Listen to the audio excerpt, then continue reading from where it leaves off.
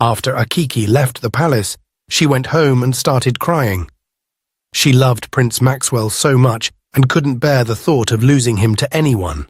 The pain in her heart was almost unbearable, and she felt as though her world was falling apart. Akiki thought about all the moments they shared, the dreams they had talked about, and the future she had hoped for with him. Now it seemed all those dreams were slipping away. The next day, Akiki was surprised to see Sabrina at her door. "You witch's daughter, boyfriend stealer, what are you doing here?" Akiki asked in shock and anger. Sabrina spoke coldly, demanding Akiki stay away from Prince Maxwell. Confused but brave, Akiki asked what would happen if she didn't listen. Sabrina's answer was sharp and scary. She threatened that Akiki would suffer like her dead parents. This made Akiki furious. She couldn't believe Sabrina would speak so cruelly about her parents. Akiki had turned to God, but Sabrina's threats made her feel like she might go back to her old self. With emotions high and the fight clear, Akiki told Sabrina to leave immediately, calling her a desperate fool. Sabrina left without saying another word. After Sabrina left, Akiki thought about how serious things had become. She knew standing up to Sabrina might bring more problems, but she was determined to fight for her love with Prince Maxwell and stand up to anyone who tried to ruin her happiness. Akiki rushed to her friend's house and poured out her heart. "I'm not giving up on Prince Maxwell," she insisted urgently. But her friend cautioned her, "You should stay away now. Sabrina is set to marry him." Akiki felt crushed. "But what about the man of God?" she asked with concern. "He's left with his family abroad. Who will help me fight my battle now?" With determination, Akiki declared, "I will face this alone if I have to. I will journey to the neighboring village and seek spiritual powers." Akiki's friend warned her to be careful now that the man of God was not around to help her, emphasizing that Sabrina posed a greater spiritual powers than Nai the goddess. Akiki gathered her courage and went to Prince Maxwell once more, determined to warn him about Sabrina's true nature and her malicious intentions. She wanted to expose Sabrina's deceit and protect the prince from any harm. However, upon reaching the palace, Akiki was shocked to find Sabrina waiting for her. Sabrina's demeanor was cold and commanding as she warned Akiki to stay away from the palace and Prince Maxwell. Her words cut through Akiki like a knife, leaving her feeling rejected once again. Despite her best intentions to save the prince from Sabrina's clutches, Akiki found herself powerless in the face of Sabrina's influence. Heartbroken and filled with disappointment, Akiki left the palace with looking sad. She knew that Sabrina's presence would make it nearly impossible for her to reach Prince Maxwell and reveal the truth. Nevertheless, a flicker of determination ignited within Akiki. She refused to give up on Prince Maxwell and their love, even in the face of Sabrina's threats and manipulation. Akiki vowed to find another way to expose Sabrina and ensure that the prince saw her for who she truly was. Akiki's determination led her to the neighboring village, seeking the guidance of a reputed man of God known for his spiritual prowess. She recounted the troubling events involving Sabrina and Prince Maxwell, hoping for divine intervention. As Akiki poured out her heart to the man of God, expecting solace and support, she was stunned by his response. The man of God withdrew himself from her troubles, refusing to engage in any spiritual battles. His words cut deep into Akiki's hopes, leaving her surprised and disappointed. "But you are a servant of God," Akiki protested. "I thought God called you to do his work." The man of God lowered his voice. "I am sorry, my daughter," he confessed. "I entered this path to support my families, not to confront powers beyond my abilities." Akiki couldn't hide her frustration. "You must be the weakest man of God I have ever seen," she declared. She had hoped for a champion of faith, someone who would stand with her against evil. But instead, she encountered a man who was weak in spirit. Akiki didn't give up after the fake pastor refused to help her. She went to see a native doctor in the neighboring village. She hoped he could help fight the bad spirits around Prince Maxwell. But the native doctor, filled with fear, refused to aid her. "I am too afraid of dealing with spiritual powers," he confessed, shaking his head. Feeling disappointed again, Akiki went back home. She was sad and worried about what to do next. Back in the palace, Prince Maxwell's mother began noticing something peculiar about Sabrina. One day she sat down with her son and expressed her concerns. "My prince, I don't quite understand this girl you're thinking of marrying. Have you noticed she doesn't seem to have any friends or family visiting her?" Prince Maxwell thought about it and agreed with his mother. He decided to ask Sabrina directly. When he brought up the topic, Sabrina explained that she didn't like keeping friends because they had hurt her in the past. As for her family, she reassured Prince Maxwell, "My love, you'll meet them when you come to pay my bride price." As days passed, however, Prince Maxwell's mother couldn't shake off her unease. She observed Sabrina closely, noticing how she often seemed distant from others. She decided to keep a watchful eye on Sabrina. Despite Prince Maxwell's mother never liking Akiki, one afternoon she visited her. Akiki was surprised to see the Queen at her door. "Good day, Your Majesty. What brings you here?" Akiki asked politely.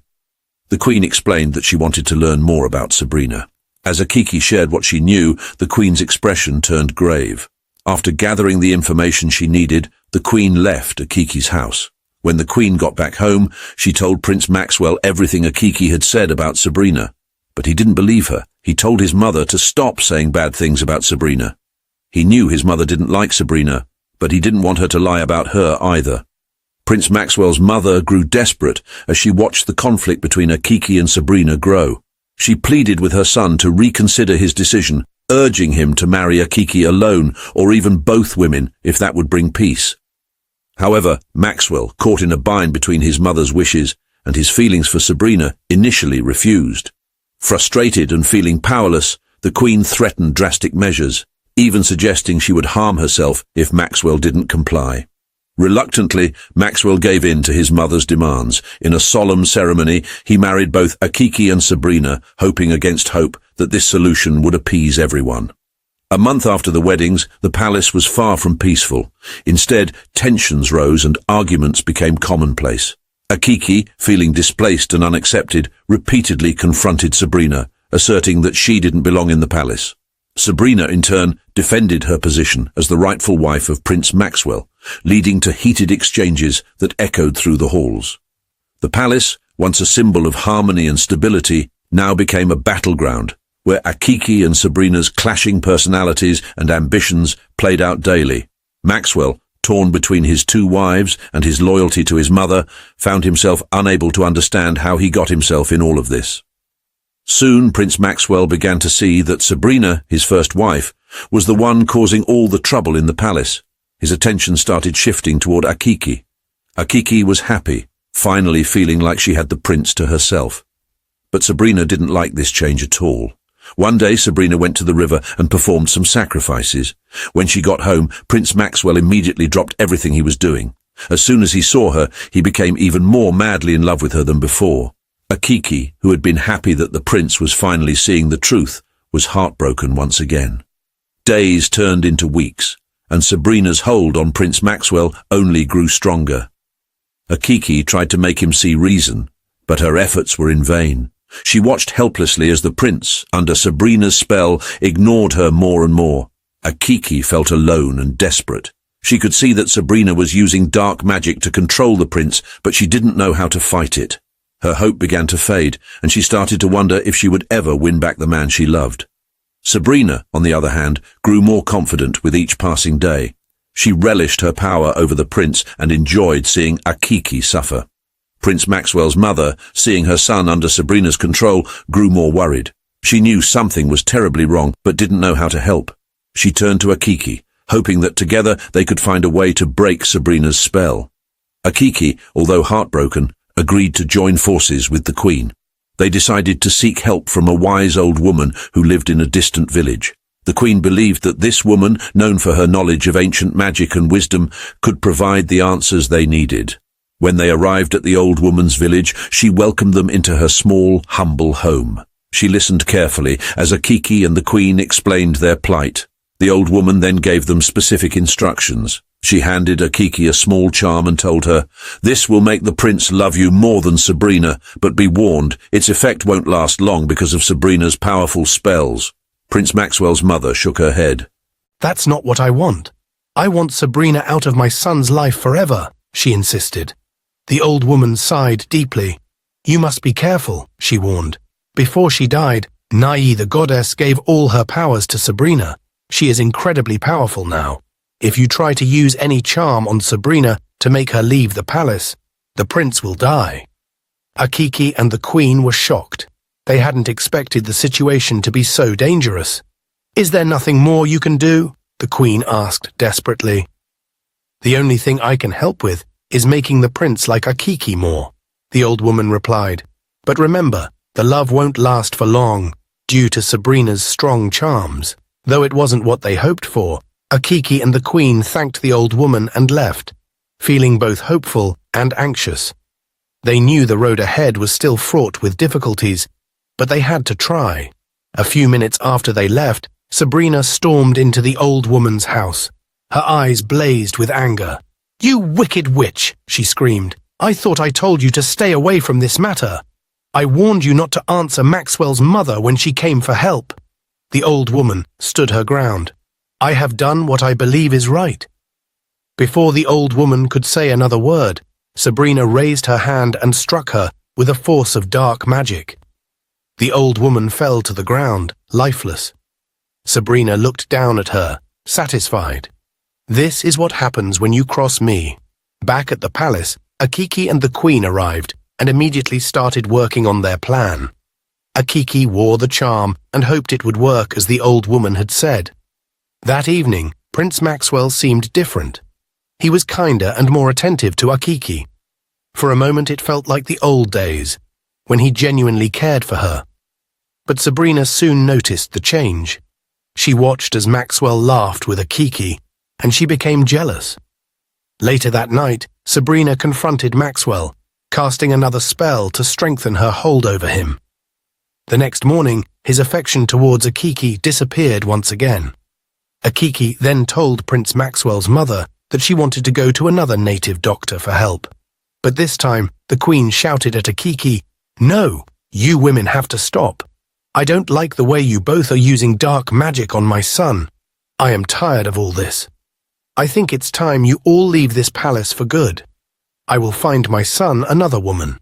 Akiki was shocked by the queen's outburst. She had never seen her so angry. A day later, to Akiki's surprise, the queen, who once disliked Sabrina, was now so in love with her. The sudden change in the queen's attitude made Akiki suspicious. She wondered if Sabrina had used her magic on the queen too. While dealing with these troubles, Akiki discovered she was pregnant. She thought this news would bring Prince Maxwell back to her. She went to him, hoping he would be happy, but his reaction was cold. He didn't believe the child was his. "The child is not mine," he said flatly. Akiki's heart broke. She couldn't understand why Maxwell had changed so much. She knew Sabrina was behind all this, but she felt helpless. She had tried everything she could think of, and now she was carrying a child that Maxwell refused to accept. Despite Maxwell's rejection, Akiki decided to keep the baby. She believed that one day the truth would come out, and Maxwell would realize his mistake. But for now, she had to be strong for her child. Meanwhile, the queen's new fondness for Sabrina made life even harder for Akiki. The queen started to defend Sabrina in every situation, ignoring Akiki's pleas and complaints. Sabrina, enjoying her newfound power, made sure to keep Maxwell and the queen under her spell. Akiki felt more isolated than ever. She stayed in her room most of the time, thinking about her next move. Soon, Sabrina also became pregnant. But a few weeks later, she had a miscarriage. Sabrina blamed it on Akiki. Prince Maxwell, believing Sabrina, got very angry and chased Akiki out of the palace. Akiki tried to explain, but it was too late. Heartbroken, Akiki went back to her parents' house. Each night, she would cry until she got too tired to cry anymore. She felt lost and alone, thinking about how much her life had changed. Back in the palace, things got worse. Sabrina no longer allowed Prince Maxwell to attend the elders' meetings. Instead, she went to the meetings herself. The elders and villagers started to complain. "We have never seen this kind of thing before. This is an abomination," they said. The village was in chaos. People started gossiping about how Sabrina now controls the prince. They couldn't understand why Prince Maxwell, who was once a wise and strong leader, was now letting his wife take over his duties. Akiki sat in her room one day, feeling proud of herself. She imagined the day when she would take over the throne and rule the kingdom. She smiled, thinking about how powerful she would become. She was determined and said to herself that she hadn't even started yet. There was so much more she planned to do. Meanwhile, the queen was silent. She couldn't say anything against Sabrina because she was already under Sabrina's spell. Sabrina had used her powers to control the queen's mind, making her unable to speak out or resist. Akiki gave her life to Christ and started praying every day. She found comfort and strength in her faith, believing that God would guide her through her troubles. A few months later, she gave birth to twin boys. Her friend was overjoyed and celebrated the new arrivals with Akiki. When Prince Maxwell heard about the birth of the twins, he felt a pull in his heart. He wanted to see his sons, but Sabrina warned him not to go. She told him that if he visited Akiki, it would bring trouble. Prince Maxwell, still under Sabrina's influence, obeyed her and stayed away. Akiki, though happy with her new babies, felt a deep sadness, knowing that the prince was not there to see his sons. She continued to pray, hoping that one day Prince Maxwell would come to his senses and see the truth about Sabrina. When Sabrina found out that the prince now addressed Akiki's children as his own, she was furious. She couldn't bear the thought of losing her grip on him. Determined to regain control, Sabrina went to the river and cried out in frustration, asking the river goddess why she had not gotten pregnant. The river goddess appeared and told Sabrina that she had exchanged her unborn children for the power she now possessed. Sabrina was furious. "You foolish goddess, I don't need your power anymore. All I want is my prince and to give him children. I don't want Akiki to use the kids as a way to come close to the prince." The goddess's eyes flared with anger. She took back her powers from Sabrina and told her that she would never be able to get pregnant again. Sabrina left the river, feeling angry and disappointed. Back at the palace, Sabrina tried to hide her frustration. She knew that without her powers, she had lost a significant advantage. She also knew that Prince Maxwell would never have children with her. This realization made her more determined to keep him away from Akiki and the twins. The following day, Akiki was surprised to see the queen at her door. The queen smiled warmly and said she had come to see her grandchildren. She apologized to Akiki, admitting that she had been under Sabrina's spell and not in her right mind. She assured Akiki that everything would be okay soon. When the queen got home, Sabrina, unaware that her spell had expired, arrogantly commanded the queen to kneel and apologize for visiting Akiki and her children. The queen was so angry. "How dare you, daughter of a nobody, talk to me in that manner? Do you think you can manipulate us forever? No, my God is bigger than the gods you serve. You are leaving the palace soon." Sabrina's face turned white with shock and fear. She had never seen the queen so strong and determined. The queen's words repeated in her mind, making her realize she was losing control. Desperate to get her power back, Sabrina rushed to her room and tried to cast another spell, but nothing worked. She felt her power slipping away, replaced by a deep sense of dread. She knew she had to act quickly before she lost everything. Sabrina then traveled to a faraway village to meet a native doctor who provided her with charms. These charms were meant to harm the twins and manipulate Prince Maxwell and his mother. However, she was warned to be careful and ensure Prince Maxwell did not see her before using the charms. That night, Sabrina was deeply involved in a dark ritual in her room. She carefully arranged the charms given by the native doctor, quietly saying magic words. The room felt tense as she planned to harm Akiki's twins, and control Prince Maxwell and his mother more tightly. As Sabrina lit the last candle, casting strange shadows, a sudden noise shocked her. Prince Maxwell had returned early from his meeting with the elders. Surprised and caught in the act, Sabrina's eyes widened with fear. She immediately went mad and ran out of the palace. After Sabrina ran out of the palace, Prince Maxwell felt the spell over him fade away. He immediately realized his deep love for Akiki and feared she wouldn't accept him back after everything that he has done to her.